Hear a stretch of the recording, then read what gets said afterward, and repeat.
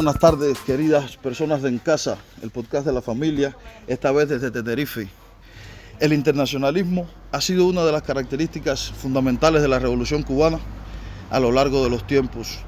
Miles de personas se han visto envueltas en estas tareas que han sido siempre por apoyar las naciones hermanas cerca de nuestro continente, y muchas vidas se han cobrado, muchos sacrificios se ha hecho, como se dice, para las glorias de la revolución. En esta tarde tenemos a una persona muy importante en este proceso.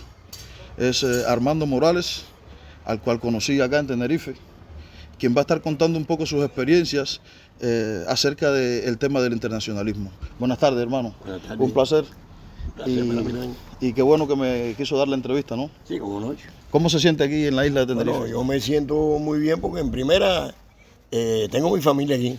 Tengo los hijos, los nietos, y la familia es muy importante. Uno siempre lucha por la familia, ¿tú me entiendes? Y entonces me jubilé, estaba en Cuba solo, y ellos viven aquí y vine para acá. Qué bueno. ¿Cómo ha sido la acogida que ha tenido usted con el pueblo acá de Tenerife? ¿Cómo es la gente? ¿Se parece a la gente de Cuba? Bueno, nosotros entendemos que sí, porque en primera, yo tengo familia, yo soy descendiente de españoles, y mi señora también y mis hijos. Y entonces prácticamente tenemos la misma idiosincrasia. Okay. Somos parecidos en el carácter, tenemos el mismo idioma, nos entendemos mucho, son gente muy noble, muy respetuosa. Sí. ¿Tú me entiendes? Y tienen las mismas características que tenemos nosotros. Increíble. Aparte de esta vez que ha venido acá a España, ¿cuáles han sido los demás países que usted ha tenido el placer de yo tuve eso de cumplir misiones en el África. Cumplir misiones en el África por una ayuda en contra de la apartheid. Por una ayuda que pidió cuando aquel entonces presidente Agustino Neto al comandante en jefe Fidel Castro. Y entonces Fidel respondió con la ayuda esa humanitaria en contra de la apartheid. ¿Estamos hablando de qué año? En el año 76. 76. 75, 76, 78, hasta el 80 y pico. Hubieron tropas cubanas allá, y no solamente militares, también después hubo mucha ayuda técnica, médica, especialistas, operarios. En todos los aspectos. Se movilizó una alta gama de la fuerza. Más de 20.000 cubanos yo creo que pasaron por... Y no solamente en Angola, también en el Congo, en otros países. Fundamentalmente para la ayuda humanitaria y en contra de la apartheid. Cuando usted tiene el honor, ¿no?, de participar en una misión así, ¿le avisaron? ¿Fue algo voluntario? ¿Cómo fue ese proceso? Sí, fue voluntario. Nada, ahí nunca fue nada obligatorio. Ahí te llamaban, aunque uno, por ejemplo, en el caso mío, yo era militar, pues ya me jubilé ya. No era porque yo era militar, tienes que ir. No, a mí me llamaron cuando aquello era secreto, para poder cumplir la misión exitosamente, ¿no? Sí. Y me llamaron y una comisión y me dijeron, usted está dispuesto, y eso independientemente que yo tenía la obligación de que para donde me mandaran, pero sin embargo pidieron mi aprobación. Sí. No fue una cosa impuesta. ¿Tú me entiendes? Usted está dispuesto a lo que usted plantea en su compromiso y demás, ir a cumplir misiones a cualquier país que haga falta, en bienestar del socialismo, en bienestar de los pobres, de los oprimidos, y yo estoy dispuesto, siempre y cuando sea en pro de los pobres y de los oprimidos, ir a cualquier parte que yo haga falta, modestamente. ¿Qué tiempo estuvo la primera vez? 29 meses. 29 meses. Sí. Estamos hablando de 2 años, casi 2 años y medio. Sí. ¿Qué fue lo más difícil a lo que se enfrentó allá? Porque me imagino que el continente africano debe ser un poco más salvaje, ¿no?, digamos, que nuestra isla. Sí. ¿Qué fue lo más difícil que usted vio ahí cuando se enfrentó a a esa situación? El hambre, la miseria, los niños aquellos que se morían de ahora para ahorita por falta de alimentos, por falta de medicina. Todo eso lo vivimos en carne propia, ¿no?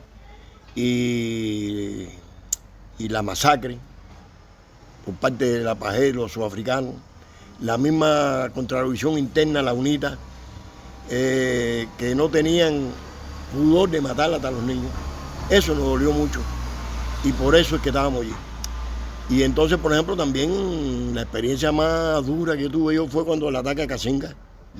El ataque a la Casinga, que era un grupo de refugiados namibianos que tenían su residencia en una parte dentro de Angola. Y los sudafricanos lo atacaron, ahí no tuvieron piedad para nadie, y bombardearon ahí no quedó nada más que una sola persona viva. Y eso lo viví en carne propia y eso me impactó mucho. Y después el lío de Huito Carnaval, y son cosas que se enmarcan en la vida de una persona que dice, ¿por qué existen estas cosas? Que no deberían suceder. ¿Usted cree que ser testigo de algo tan terrible, tan cruel así, eso lo motiva aún más para cumplir la misión a la que fue destinado? Sí, como no. Fui y fue dura, porque la guerra no es buena para nadie. Pero fue una experiencia amarga y sin embargo también fue una experiencia que te crea más conciencia en ser más humano en la persona. Que no es un odio que tú tienes hacia alguien o vas a luchar porque tienes odio hacia alguien, sino es porque usted va a defender a los más desprotegidos. ¿Tú me entiendes? Y eso no me apena que así haya sido. Cogí mucha experiencia, experiencias amargas y experiencias positivas. Durante todo este tiempo que estuvo allá, ¿cómo era el contacto con la familia en Cuba? El contacto con la familia al principio se demoró un poquito porque, lógicamente, ¿no? Pero después las cartas venían semanalmente. Teníamos contacto semanalmente y además estábamos informados de las cosas. Hasta inclusive en un momento determinado, cuando yo tenía una niña chiquitica, que ahora es una adolescente, una persona ya mayor ya. Cuando yo era chiquita yo di un paso al frente dejándote inclusive el ser más querido que tenía. Era mi primera hija. Y no lo pensamos mucho para hacerlo. Y sin embargo yo tuve conocimiento de ella como a los 6 meses. Y me informaban de todo, hasta inclusive si estaba enferma, si esto, si lo otro, todo. Yo estaba informado de mi familia en todos los aspectos. No, y también con la seguridad que iban a estar a salvo también. Sí. En un país seguro, sin ver esas atrocidades que usted estaba viendo. Sí, nosotros nunca tuvimos abandonado. El gobierno de nosotros nunca nos abandonó a nosotros. Y Fidel hasta inclusive en un discurso dijo, de Angola recogeremos, del África recogeremos solamente nuestros muertos. No queremos nada en cambio. Porque hasta inclusive del África nosotros nunca recibimos ningún privilegio. Nada, ni en lo personal. No, claro, al contrario, fuimos a dar todo. Estaban en situación, no estaban en la posición de dar nada a ellos, ¿no? No. Y además que así fue, porque jamás en la vida, a pesar de que nosotros somos un país tan pequeño, con pocos recursos, con miles de necesidades, nunca tuvimos nada del África, nunca. Jamás en la vida ni nos llevamos nada ahí, nada más que nuestros muertos. Wow. Que bastante fueron. Señoras y señores, yo estoy conversando con una persona que fue testigo real de lo que es el internacionalismo, enfrentarse a otra cultura, a otro país, a veces sin experiencia previa. Entonces se necesita mucho coraje, se necesita mucho compromiso para hacer algo así. En lo personal tengo tías que son doctoras y fueron a cumplir misión en Venezuela, en Guatemala, pero quisiera que nos contara una anécdota, que usted diga, esta anécdota es la que me ha impactado más a lo largo de todo, positiva o negativa, puede ser ambas, pero cuéntenos una anécdota, la que más se venga a mente. Yo tengo muchas anécdotas, por ejemplo, nada más que voy a decir una sola anécdota porque me llegó el sentimiento del corazón. Yo por la mañana, por ejemplo, me levantaba, yo tenía contacto con los niños, porque ese es parte de nuestra vida. Y yo vi esos niños descalzos, barrigones de parásitos, falta de alimentación, me ponía a conversar con ellos y uno siempre hace fijación en alguien, en algún niño porque le llamaba la atención. Y entonces yo hice fijación en un niño hoy, por ejemplo, y al otro día preguntaba por él y me decían que había muerto por la palúdica, por enfermedades que en aquel entonces acababa con los niños y sin embargo nosotros no entendemos por qué sucedían esas cosas. Y eso me marcó mucho a mí. Como también veía niños que estaban jugando y se encontraban con una granada, por ejemplo, que habían dejado una bomba plástica que usaban los sudafricanos, que eran minas plásticas. Y sin embargo tú veías que el niño jugando pisaba la mina plástica esa. Y entonces, ¿por qué esas cosas suceden? Y entonces, por ejemplo, estamos viéndolo ahora, en estos momentos, lo que está pasando ahora en Palestina. ¿Por qué suceden esas cosas en Palestina?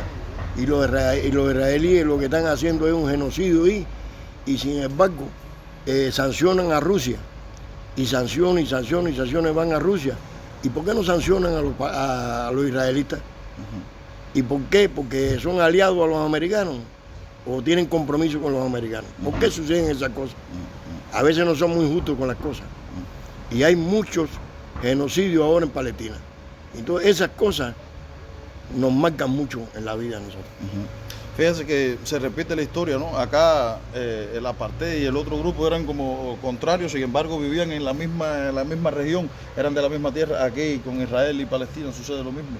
Hay una división interna. De clases, son divisiones de clase interna, pero... ¿Usted cree, maestro, que estamos en peligro de que eso pueda suceder en Cuba, digamos, o algo así? Yo pienso en Cuba no. Yo pienso en Cuba no, independientemente de que en Cuba haya tanto una situación difícil económicamente, no, porque al final el cubano es muy patriota. Y al final, igual que el mismo cubano que está en el exilio, sigue queriendo su país. Todo el que está en el exilio sigue queriendo su país. Incluso, hasta inclusive todos los que viven en Estados Unidos quieren su país. En un momento determinado, si se invade a Cuba, ellos son capaces de reaccionar de otra forma, como que no entienden las cosas que pasan en Cuba. ¿Tú me entiendes? Porque la familia es la familia, ya lo dije desde el principio. La familia es la familia y uno lucha por la familia. Seguro que sí. En la colaboración ahora que se está viendo entre Cuba y Rusia nuevamente, ¿qué usted cree que pueda traer como consecuencia de eso? ¿Un cambio para bien en lo económico o puede ser un peligro en cuanto a una futura guerra con Estados Unidos o algo así? No, yo pienso que toda la vida ya eso son palabras mayores, porque en definitiva Cuba, desde el primer momento cuando Cuba estaba en una situación difícil, cuando la antigua Unión Soviética nos ayudó, y nos ayudó a salir no del subdesarrollo, pero por lo menos no nos morimos de hambre, ¿viste? Y nos ayudaron en muchas cosas nos ayudaron. Y ahora no tiene por qué perjudicarnos en nada, al contrario. Al contrario, ¿no? Sí, yo pienso que sí. A mí me parece que es una buena estrategia. Y no nos encontramos solos. Antes, desgraciadamente, el campo socialista se derrumbó y eso afectó mucho a Cuba, porque Cuba iba por un camino que la economía se iba desarrollando. Al romperte el campo socialista y el CAME que aquel entonces existía, nos vimos muy afectados. Y entonces cuando el CAME nos ayudaba mucho, incluyendo China. Y entonces ya eso prácticamente en estos momentos nos habíamos quedado solos, ¿no? Venezuela que nos ayuda, pero es que todos los países ahora tienen problemas. China debería ser quien apoye también un poco más a Cuba, me parece, claro que haya más acercamiento. Claro que sí. ¿Cómo no? Yo considero que si China, como lo dijeron una vez ya, el presidente de China dijo que iba a ayudar a Cuba a desarrollarse, igual que Rusia. Entonces, eso es un camino perfecto a seguir. Claro, perfecto a seguir. Maestro, planes para el futuro cercano, ¿qué viene? ¿Qué piensa hacer aquí? ¿Se piensa quedar por acá, por Tenerife? Sí, yo en estos momentos... ¿Va a montar un negocito? ¿Qué va a hacer? ¿Cómo son las cosas aquí? Ya yo, en primera que la salud no me lo permite, El primero por la salud no me lo permite. La edad, ¿Qué edad tiene usted ya, maestro? yo tengo 72 años, voy a cumplir ahora 6 de agosto. El mismo día 6 de agosto yo vine aquí a España. Que nunca pensé venir aquí a España, ¿no? Pero mira, la vida está llena de sorpresas. Así mismo. Y aquí estoy con mis hijos, mis nietos. Y vamos a ver, a partir de ahora, Gozar. ellos se sienten bien aquí. Y para adelante, Claro que sí. con buena idea. Sí. Maestro, nos tenemos que despedir porque Sí. me están haciendo señas. Sí, Mi gente de Tenerife, vengan a visitarle, una isla encantadora, muy buena. Estuvimos hablando hoy desde en casa con Armando Morales, un amigo ya de la familia y un placer. Espero que en una próxima entrevista podamos hablar de más cosas, con más tiempo. cómo no. Y bueno, Y le agradezco esa entrevista y ya, no tenemos nada que ocultar. ahí nada más, para adelante. Bendiciones, compadre.